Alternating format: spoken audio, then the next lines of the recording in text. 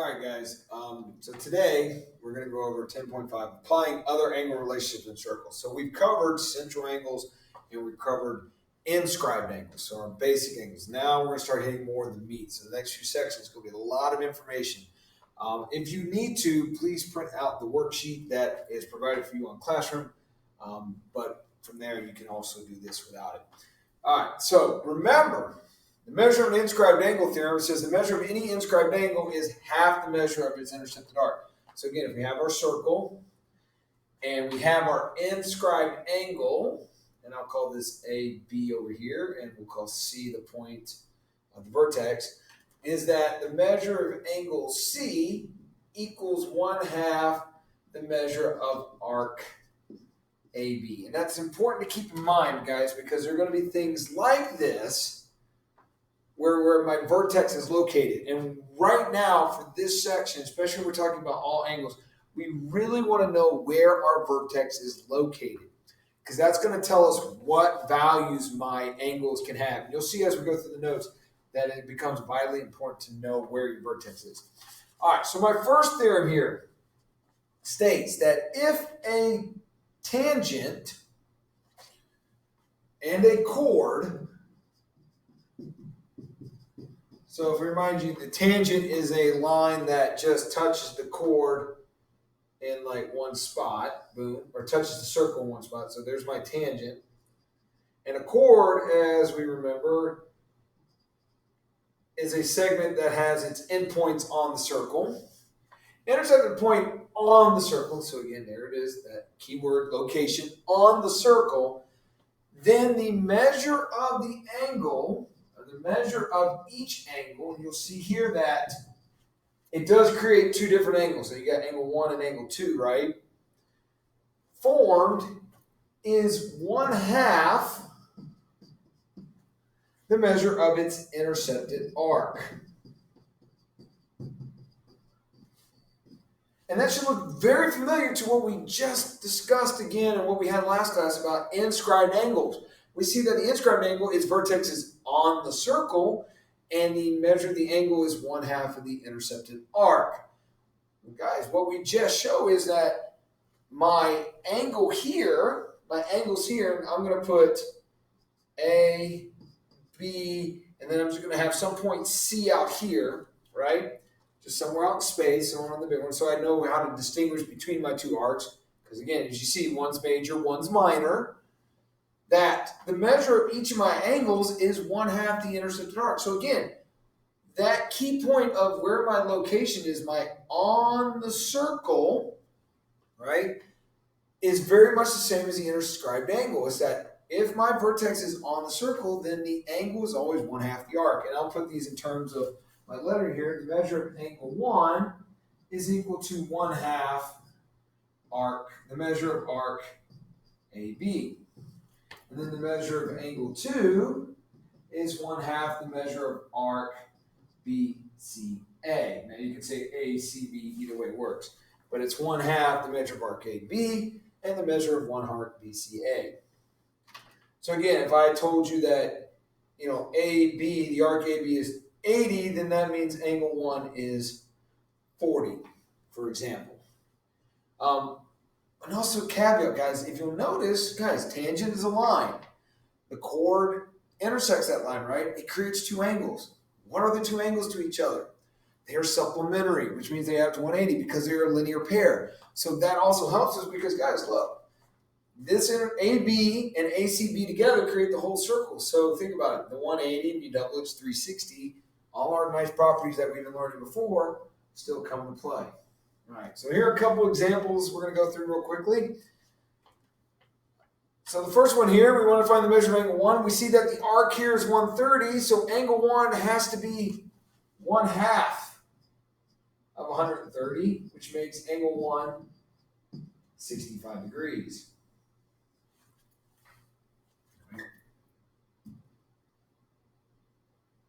All right, and the second one, they give us the angle here is 118. So it's saying this angle right there is 118, and we want to know what y is.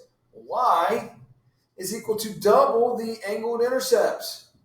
So double of 118, well, that would be 236.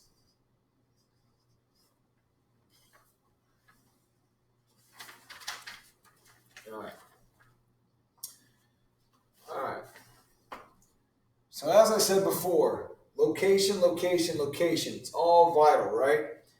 So there are three places we can intersect angles in the circle, right? Or with the circle.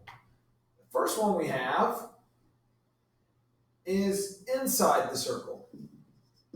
Where we see two chords, whatever, they intersect inside the circle. It doesn't matter, somewhere inside the circle. The next location we can have is we are on the circle, either by doing the inscribed angle or what we just had with the last theorem, a tangent and a chord, and they intersect on the circle. I'm just going to draw that one. And then the last one we have is when the lines intersect outside. So if we have something like this, right, where my intersection point, that point where my vertex is outside the circle. So we see the first one is inside, the second one is on the circle, and the third one's on the outside. So location, location, location. Where is the location of my intersection? So is it inside, on, or outside? So we've seen inside twice now. On twice now. We've seen inscribed angle and a tangent and a chord. And both of those were on the circle. And each of them was basically 1/2 the intercepted arc. Now we're going to talk about the other two cases. So we'll start with the one on the inside. Angles inside the circle theorem. And no, you don't have to remember the name. You need to know what happens when it does. So if two chords intersect inside a circle, then the measure of each angle is 1/2. Very common theme in all this, 1/2. Now this is where it gets limited. It is 1/2 the sum, and that sum meaning add, of the arcs intercepted. It is 1/2 the sum of the arcs intercepted. So basically, let's just say I had angle 1 here, and I'll call this A, B, C, D, is that the measure of angle 1 is equal to 1/2 the sum of the measure of arc AB plus the measure of arc CD. All right? And then I could also do 2 and go AD and BC. Either way it works. It doesn't matter which of the 4 angles I choose.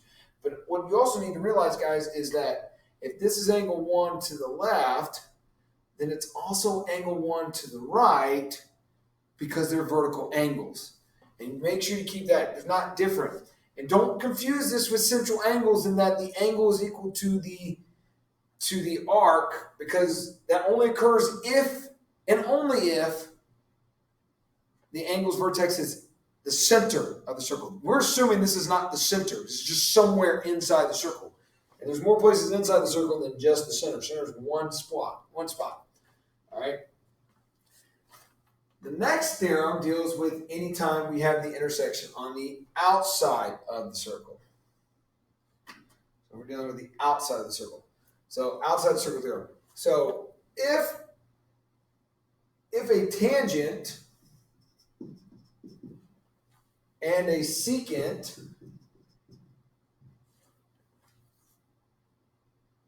so if a tangent and a secant, or two tangents, or two secants, and we're just going to put secants because it's if a tangent and a secant, so you have one of each, tangent, secant, or two tangents, or two secants intersect outside a circle, then the measure of the angle is, as we guess, 1/2. And then this time, instead of being the sum, which was on the inside, it's going to be the difference on the outside. Difference of the measures of the intercepted arcs.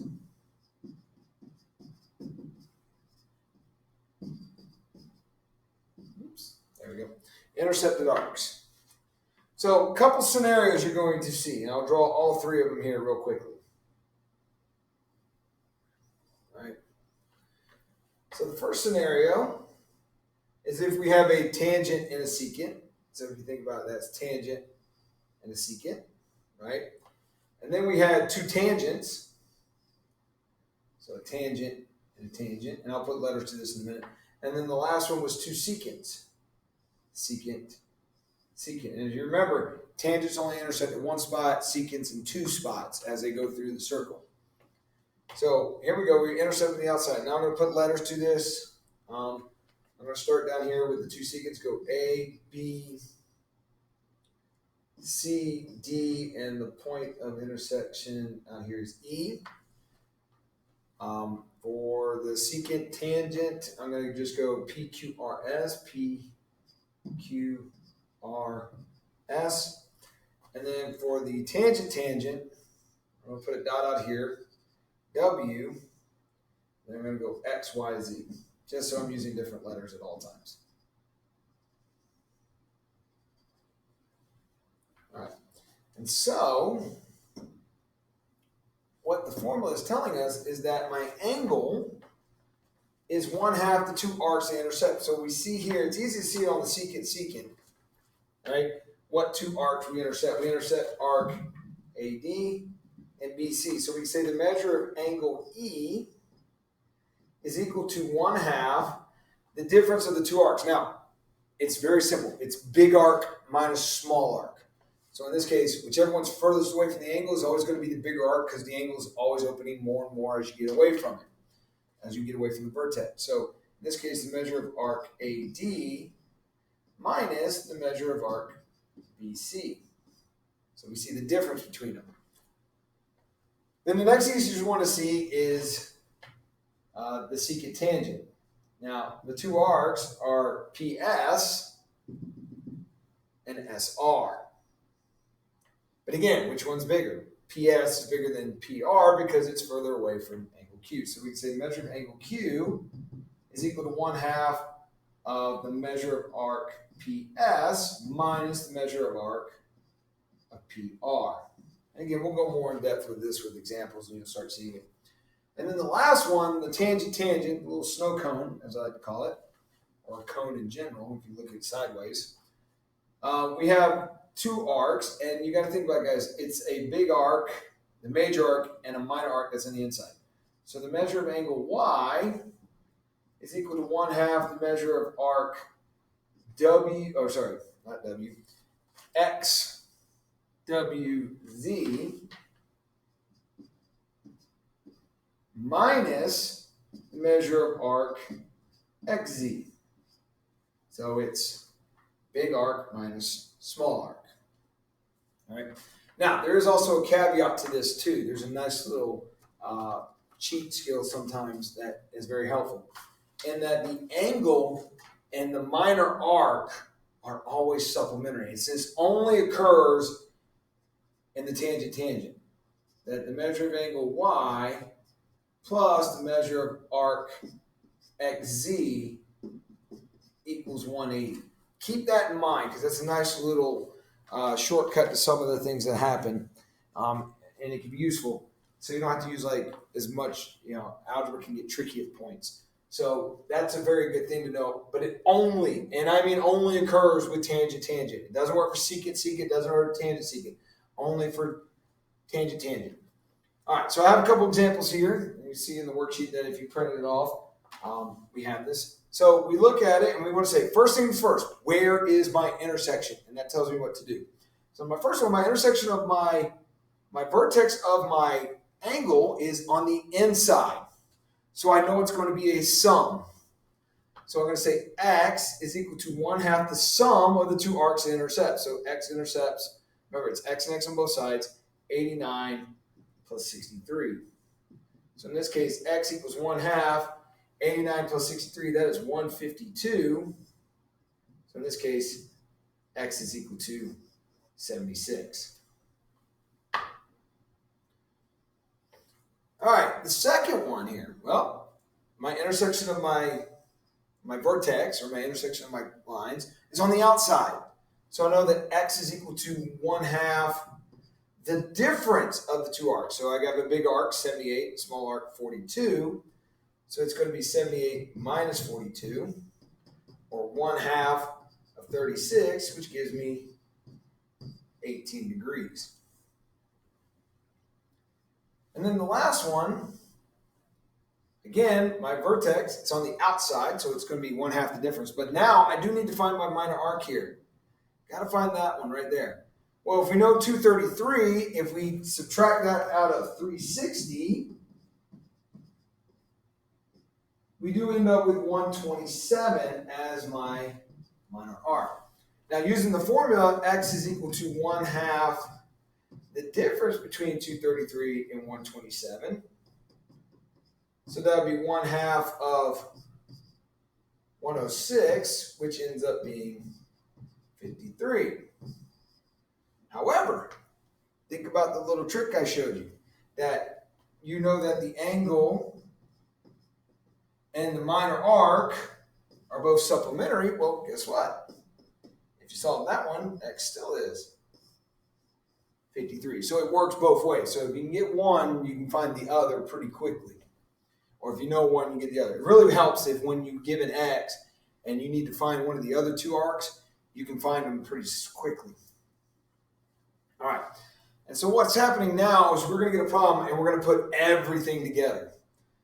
This is a good page if you need to. I would print the next 2 pages out on this, what I shared to you, or print it out if you can. So here we go. We get given circle 0 or circle O, right? O being my center. There's O. It says ED is tangent to D. Angle AOB is 20. GF is 6 degrees. Arc AH is 50. And arc BC is 60. And those are labeled here for us. Now, my suggestion is before you do any of the 1 through 10 here questions, right, or 1 through 12, whatever, how many we get 10, that you figure out all your arcs first, then calculate what they're asking over on the left-hand side, all right? Fill in the circle all the way around. So my first thing is that I know that AH is 50, I know BC is 60, and I have GF is 6. Now, given that AOB is 20, we know this is a central angle right here. So that means that the arc and intercept has to be the exact same. So I know AB here is 20 degrees, which pretty much answers my first question, but I'm going to save it till I get the rest of my arcs pinned down. Now, since O is my center, if we look at BF, right, I know that that is a diameter. So if BF's a diameter, that means all of this arc from B to F is 180 degrees.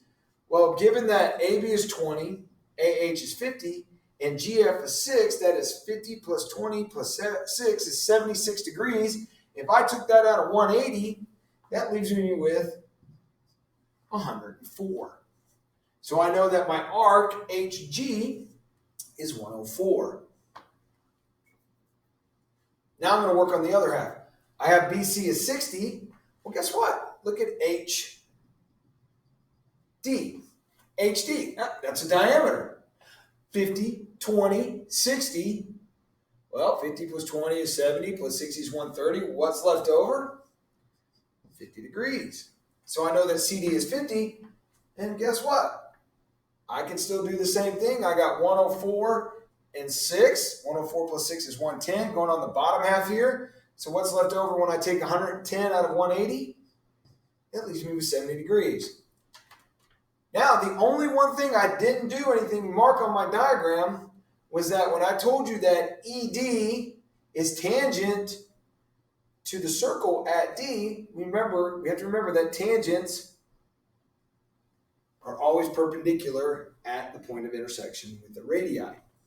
So we know that at D here, EDO or HDE, the way you want to put it, it's got to be a 90-degree angle. And it makes sense, guys, because if that intersection is on the circle and it opens up to a diameter that's half the circle, so the angle is going to be half of that based on it being the tangent chord relationship there. All right, at this point, I can answer my questions. Let's start with AB. AB, oh, we already have it. It's already up here. It's 20 degrees. We don't even have to do any more calculating. Angle BFC. BFC. Well, that's an inscribed angle because my vertex is on the circle, and it intercepts the arc 60, which means it's going to be 1/2. So we know it's 30 degrees. Number 3, CKD. CKD. That angle right here. Well, that's inside the circle. So if you remember, my theorem says that it's the sum of the two angles it intercepts. So CKD on one side, CKD on the other. So in this case, it opens up to CD as well as HF, not HG, HF. So if you think about it, HF from here to here, that's 110 degrees. So if we look at CKD, is going to be 1/2 the sum of those two angles. So it's 50 plus 110. And 50 plus 110 is 160 divided by 1/2 is 80 degrees. So we can put that as 80. Or on the other side, that's 80. All right. ODE. ODE. I already marked it out. That's 90. That's pretty cool. I already have that down. We have a 90-degree angle. I don't have to worry about calculating anything more, knowing it's a right angle based on what we had before. All right. Number 5, AEB. AEB. All right. AEB. All right. My intersection, my vertex is outside the circle, so it's 1/2 the difference. So in this case, this is 1/2 20 minus 6. Which is 1/2 of 14, which ends up being 7. All right, HG. Oh, I already calculated. That's 104. Don't have to do any work for that. Number 7, HOF. HOF. Well, that is a central angle. HOF. It's an angle whose vertex is on the center. So if we remember that it is equal to the inner arc it intercepts. So if HOF intercepts HF, which is 110, there is my answer. And number 8, DF. All right, DF, already calculated it. That's 70 degrees. No work done. CD, calculated that one too. That's already 50. No work to be done. And then BED. BED. BED. All right, again, outside, so 1/2 to 2 arcs. And we see that the arcs are BD and FD. So in this case, that is 1/2. BD is 60 plus 50, that's 110, minus the 70. And then 110 minus 70 is 40. 40 divided by 2 is 20. All right. A lot of work to be done, but it encompasses all our angle properties. All right, we're going to do one more here before we are done. So we have DA and DC are tangents. DA and DC are tangents. So I would pretty much, I'm going to already mark in my right angles. Right, DA and DC are tangents. And then it tells me AC is 120. So I know this is 120. AE is 84. And EG right here is 58. And so now we kind of have to figure out what's left. So again, find the missing arcs. And I'm going to start here with arc CB before I find anything else. So arc CB here, well, guys, AB is a diameter. So if AC is 120, then I know BC is 60. And then I can find GB as well. So if you think about it, guys, what's left over? 84 and 58. You add that up out of 180. So that is 142. 142 out of 180 is 38. 38 degrees. So just to make it seem a little better, I'll write them smaller. 58, 38. All right, so now we can start finding the rest of my stuff. All right, so angle one. Angle one here, that is an central angle. It opens up the CB, so we know it's congruent. So we know it's going to be 60. So 60 degrees. Angle 2. Angle 2. Well, that's an angle whose endpoints intercept a diameter, which means it's 1/2 of 180, which is 90 degrees, or one of our theorems we learned previously when we talked about it a few classes ago. Number 3. Here we go. Inscribed angle who intercepts E to A. So for this one, angle 3 is 1/2 the arc EA, which is 84, so that makes it 42.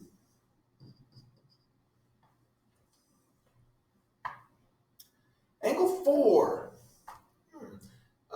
That's an angle whose inside, right? So when it's inside, you got to look on both sides here. It intercepts the arc CB. If we go the other way, it's G to A.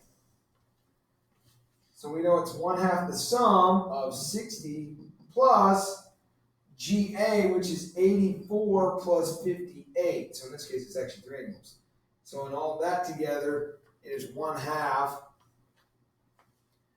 144 plus 58, which would be 202. So we end up with 101 as my answer. All right, angle 5. We got to find angle 5. Angle 5 is out here. And my angle 5 is on the outside. And it intercepts the arcs EG and CA. And since it's on the outside, it's 1/2 the difference. So in this case, it's 1/2, 120 minus 58. And so 120 minus 58, that gives us 62. 1/2 of 62 gives us 31.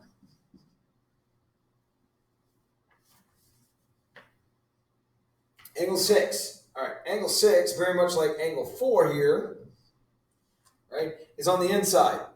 And so if you look at it on both sides, it intercepts GB and E all the way to C.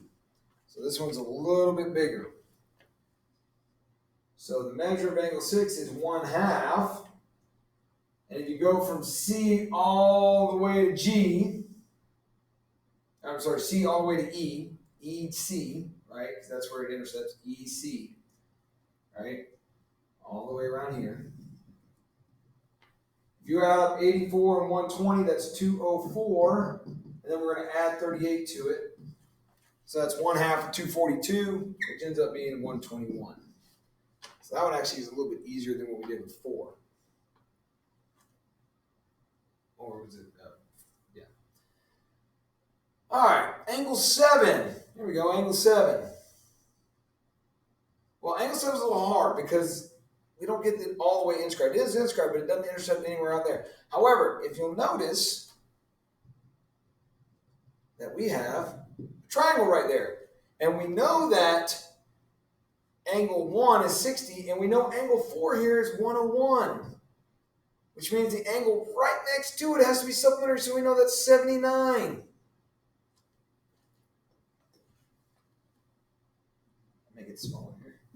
So we got 101, which means that's 79. Well, how do we find the missing angle for a triangle? Well, it's 180 minus 79 minus 60, which ends up being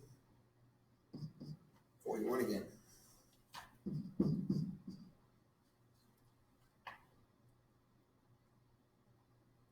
All right, angle 8. A little more normal. Central angle opens up to AC, so we know it's equal. So that's going to be 120. Whew, easy one. Number 9. Angle 9. Angle 9 is on the outside. Does a snow cone, 2 tangents. Now, again, we can do big arc minus small arc. And if you think about it, that's 240 minus 120. Or, guys, if I told you the shortcut, remember, the angle on the tangent and the minor arc are supplementary. So measured angle 9 plus 120 equals 180. 9 ends up being 60. If you want to do it the other way, measure of angle 9 equals 1/2 It's 240 minus 120, or 1/2 of 120, which still gives me 60. Either way you do it, it's going to work. All right, and then angle 10. Angle 10, right out here. That is a chord and a tangent, and it intercepts my arc from C to G.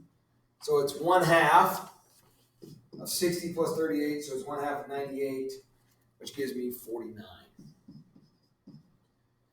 All right, so be prepared. You're going to see one like this on your test when we get to it. It is something that if you could put it all together and just take your time. But again, remember, the secret to this is do the arcs first, then try to solve all the problems with the angles so you don't get confused with what you've done, what you haven't done, and messed up. The arcs are the easier ones to find first because, again, odds of 360, diameters were 180, and it makes it easy. And I'll see you next time.